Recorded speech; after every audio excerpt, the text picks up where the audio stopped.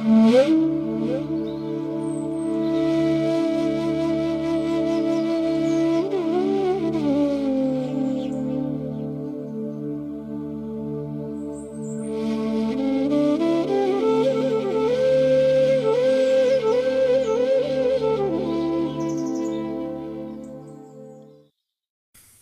স্থাপকায় চ ধর্মস্য সর্বধর্মস্বরূপিণে অবতার বরিষ্ঠায় রামকৃষ্ণায় তে নমঃ। নমস্কার। শ্রী শ্রী ঠাকুর, শ্রী শ্রী মা এবং স্বামীজি মহারাজের রাতুল চরণে ভুলুণ্ঠিত প্রণাম নিবেদন করি। আজকে আমরা বলরাম মন্দিরে শ্রীরামকৃষ্ণ শতবর্ষের আলোকে এই গ্রন্থ থেকে স্মরণ মনন করব ঠাকুরের কথা।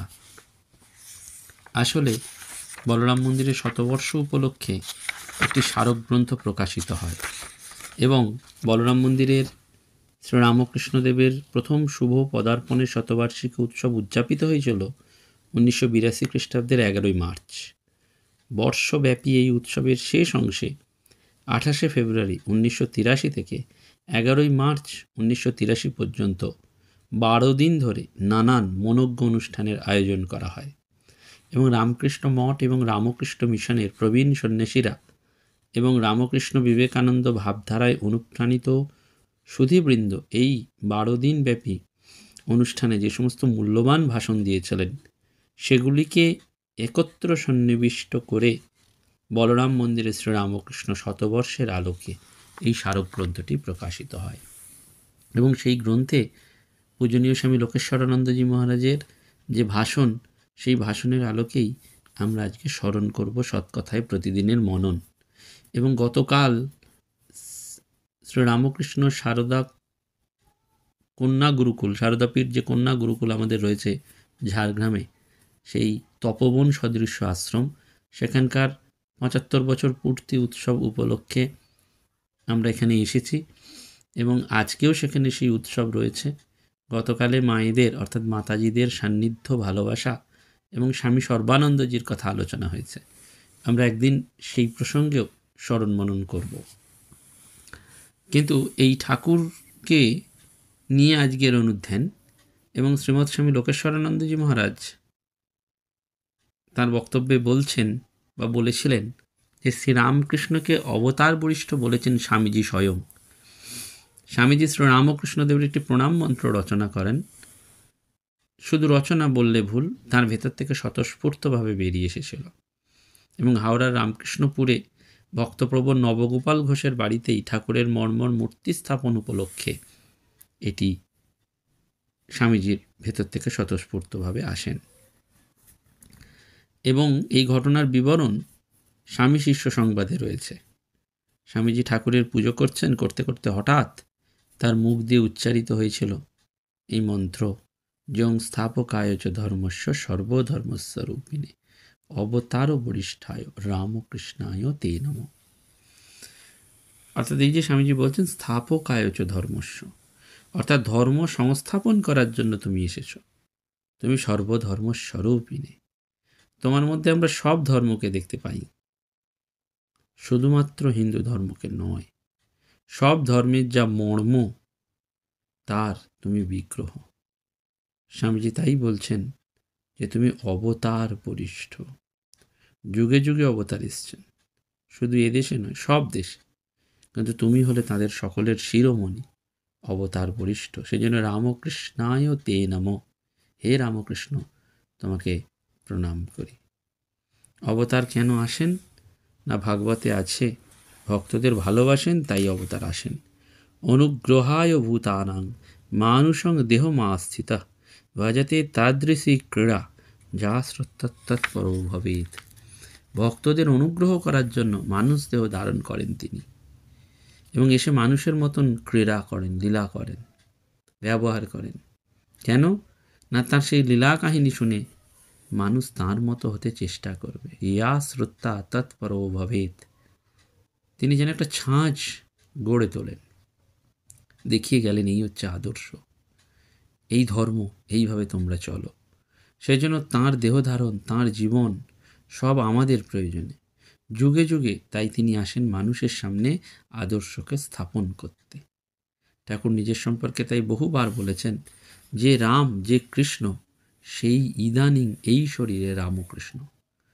কাশীপুরে তিনি আছেন অসুস্থ, তখনও বলেছেন। রোগ ও শয্যায় শায়িত তিনি। তিরোধানের কয়েকদিন বাকি। স্বামীজি বসে আছেন ঠাকুরের কাছে, ভাবছেন যে এই 14 পাওয়া শরীরের মধ্যে অনন্ত অসীম ঈশ্বর নিজেকে কি করে সীমিত করে আবির্ভূত হয়েছে। এ কি সম্ভব? যদি এই সময় বলেন যে আমি অবতার, তাহলে বিশ্বাস করো। স্বামীজির মুখে বলেননি, মনে মনে প্রশ্ন করছেন। হঠাৎ ঠাকুর চোখ মেলে বললেন, হ্যাঁ রে, এখনো অবিশ্বাস? যে রাম, যে কৃষ্ণ, সেই ইদানিং এই শরীরে রামকৃষ্ণ। তবে তোর বেদান্তের দিক দিয়ে নয়, বেদান্তে অবতারবাদ নেই। ঠাকুর বলেছিলেন তাই, যাওয়ার আগে হাটে হাঁড়ি ভেঙে দিয়ে যাব। অর্থাৎ নিজেকে তিনি যেন প্রকাশ করবেন। এই সেই প্রকাশ। কথামৃতে একদিন বলছেন, এখানে বাইরের লোক কেউ নেই, তোমাদের একটা গুচ্ছ কথা বলছি। সেদিন দেখলাম আমার ভেতর থেকে সচ্চিদানন্দ বাইরে এসে রূপ ধারণ করে বললে, আমি যুগে যুগে অবতার। দেখলাম পূর্ণ আবির্ভাব, তবে সত্যগুণের ঐশ্বর্য। আবার বলছেন কখনো যে এবার ছদ্মবেশে আসা, যেমন রাজাও কখনো কখনো ছদ্মবেশে বের হয়। সেই ছদ্মবেশটা কি না, ওই সত্যগুণের ঐশ্বর্য। দয়া, ক্ষমা, ভালোবাসা, নিরভিমানতা, এই সবই হচ্ছে সত্যগুণের ঐশ্বর্য। এই ঐশ্বর্যের প্রাচুর্য তার মধ্যে রয়েছে। কোনো চটক নেই, চোখ ধাঁতিয়ে দেওয়া নেই। আমরা যারা বিষয় মুগ্ধ হয়ে আছি, তাদের খুব সম্ভাবনা আছে তাকে চিনতে না পারার। তার যে ফটোগ্রাফি আমরা দেখি, তাতে তার কোনো অসাধারণত্ব চোখে পড়ে না। তীর্ধনুক নেই, রাজ ঐশ্বর্য নেই, পাণ্ডিত্য নেই। সহজ সরল এক গ্রাম্য মানুষ বসে আছেন। এবং মাঝে মাঝে তিনি নিজেকে প্রকাশ করেছেন আমাদের কল্যাণের জন্য, যে এবারে পূর্ণ আবির্ভাব। বুঝিয়ে দিয়েছেন যে তিনিই যুগে যুগে অবতার।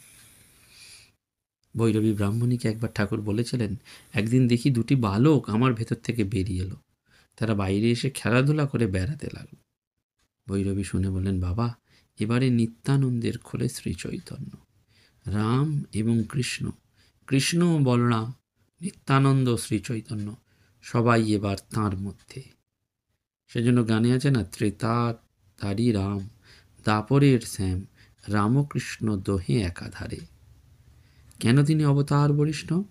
না, কারণ সব অবতারের সমষ্টি তিনি। ভগবানের পূর্ণ আবির্ভাব তার মধ্যে। রামচন্দ্র, শ্রীকৃষ্ণ, বুদ্ধ, কবির, নানক, চৈতন্যদেব, সবার বৈশিষ্ট্য শ্রী রামকৃষ্ণদেবের জীবনে দেখা যায়।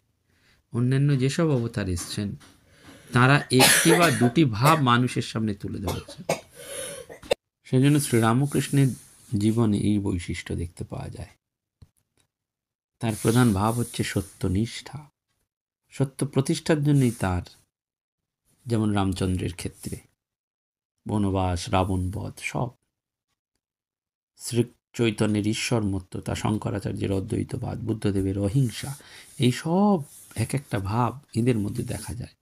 কিন্তু ধর্মের সমগ্র রূপ তারা প্রচার করেননি, কারণ তার প্রয়োজনও তখন ছিল না। কিন্তু ঠাকুরের মধ্যে আমরা দেখেছি এই সমস্ত ভাবের ঘনীভূত প্রকাশ। কোনো বিশেষ ভাব নয়, কোনো বিশেষ কয়েকটা ভাব নয়, অতলান্ত ভাব সমুদ্র শ্রীরামকৃষ্ণ। তাই স্বামী বিবেকানন্দ বলেছেন, তিনি অনন্ত ভাবময়। ব্রহ্মজ্ঞানের যদি ইয়ত্তা হয়, তো প্রভুর অগম্য ভাবের ইয়ত্তা নেই। তাই তিনি অবতার বরিষ্ঠ। স্বামীজি তাঁর এক মাদ্রাজি ভক্ত কিডিকে লিখছেন, শ্রীরামকৃষ্ণের মতন এত উন্নত চরিত্রের মানুষ কোনো কালে কোনো মহাপুরুষের মধ্যে দেখিনি। মহাপুরুষ মহারাজকে লিখছেন, দেখো দাদা, বেদ, বেদান্ত, পুরাণ, ভাগবতে কি আছে তা রামকৃষ্ণ পরমহংসকে না পড়লে বোঝা যায় না। He was the living commentary to the Vedas and to their aim. He had lived in one life the whole cycle of the national religious existence of India. বেদের জীবন্ত ভাষ্য শ্রীরামকৃষ্ণ।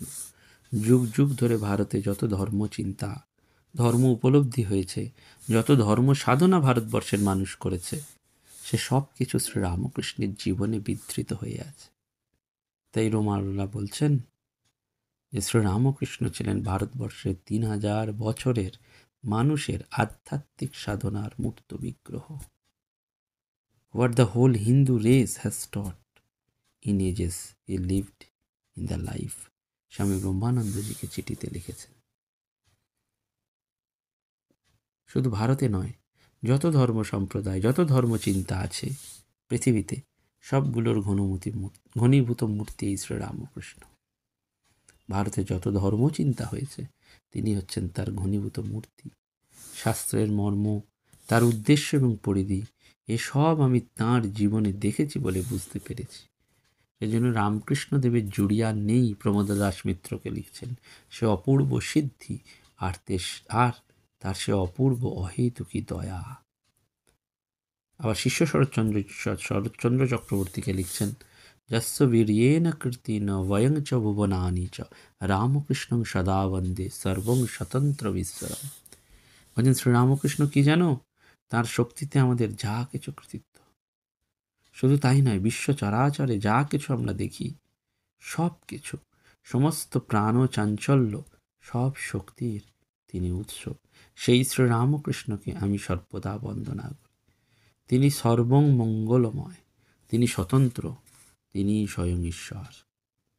স্বামীজি তাঁর সম্পর্কে তাই অন্যত্র লিখেছেন যে অনাদি অনন্ত বেদরূপ সমুদ্র মন্থন করে যা পাওয়া গিয়েছে, ব্রহ্মা বিষ্ণু মহেশ্বর আদি দেবতারা যাতে শক্তি প্রদান করেছেন এবং যা পৃথিবীর নারায়ণদের অর্থাৎ পৃথিবীতে অবতীর্ণ ভগবানের সমস্ত অবতারদের প্রাণের নির্যাসের দ্বারা পূর্ণ, শ্রীরামকৃষ্ণ সেই অমৃতের পূর্ণ পাত্রস্বরূপ দেহ ধারণ করেছে।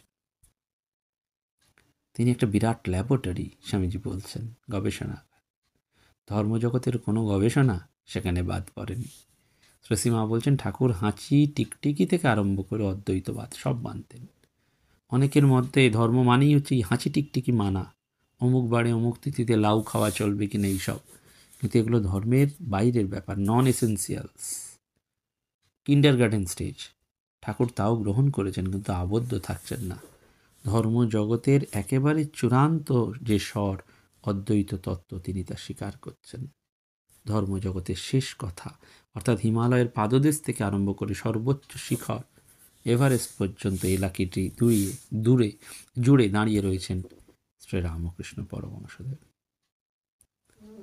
সেই জন্য রবীন্দ্রনাথ বলছেন না, বহু সাধকের বহু সাধনার ধারা, ধ্যানে তোমার মিলিত হয়েছে তারা। অন্যান্য সমস্ত মহাপুরুষদের ক্ষেত্রে দেখা যায় একটা ভাব বা কয়েকটা ভাব, অন্যান্য ভাব সেই তুলনায় গৌণ। সেই একটি ভাব বা কয়েকটি ভাবকে কেন্দ্র করে তাদের সম্প্রদায় গড়ে উঠেছে, কিন্তু শ্রীরামকৃষ্ণ কোনো সম্প্রদায় গড়েননি, কারণ সব ভাবই তো তাঁর ভাব। সম্প্রদায় গড়তে তো পারেন না তিনি। স্বামীজির ভাষায় অসাম্প্রদায়িক সম্প্রদায়। তিনি যে কি আর তিনি যে কি নন তা আমরা বুঝতে পারি না। তিনি কালীও মেনেছেন, আবার বিষ্ণুও মেনেছেন। তিনি শৈব, শাক্ত, বৈষ্ণব, যোগী, সাকারবাদী, নিরাকারবাদী, সব। এত বড় গ্রহিষ্ণু ব্যক্তিত্ব আর আমরা দেখতে পারি না। ধর্মজগতের ইতিহাসে এরকম আর নজির নেই। যত ভাব আছে, যত চিন্তা সম্ভব ধর্মজগতে, সব তিনি গ্রাস করে বসে আছেন। এবং বস্তুত এখানেই শ্রীরামকৃষ্ণদেবের অনন্যত্ব। তিনি অবতার বরিষ্ঠ। যিনি অবতরণ করেন তিনিই তো অবতার। ঠাকুর অবতরণ করেছিলেন, ধরাধামে তার লীলা, এবং সেই লীলা তিনি মনোমুগ্ধকর দিব্যকান্তির সেই লীলা আমাদের বারবার নজির স্থাপনের জন্য করে গেছেন। এবং এই নজিরটি যত আমরা বুঝতে পারব, তত আমাদের নিজেদের ভেতরের আলোর জগতে প্রবেশটাও খুব সুন্দর করে হয়ে যাবে। বর্তমানে বিভিন্ন দেশের মনীষীরা বলছেন এই উদার ভাবই জগতের সংকট মোচন করতে পারে।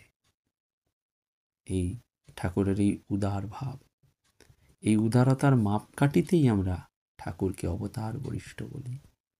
তাই শ্রীরামকৃষ্ণ চরণে আমাদের বারবার প্রণিপাত হতে হয়।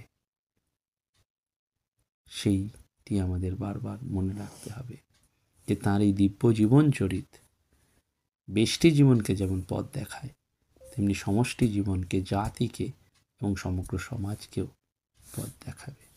নমস্কার, ধন্যবাদ। প্রাণারাম প্রাণারাম প্রাণারাম প্রাণারাম প্রাণারাম প্রাণারাম। কি যেন লুকানো নামে তাই মিষ্ট এত তব নাম। প্রাণারাম প্রাণারাম প্রাণ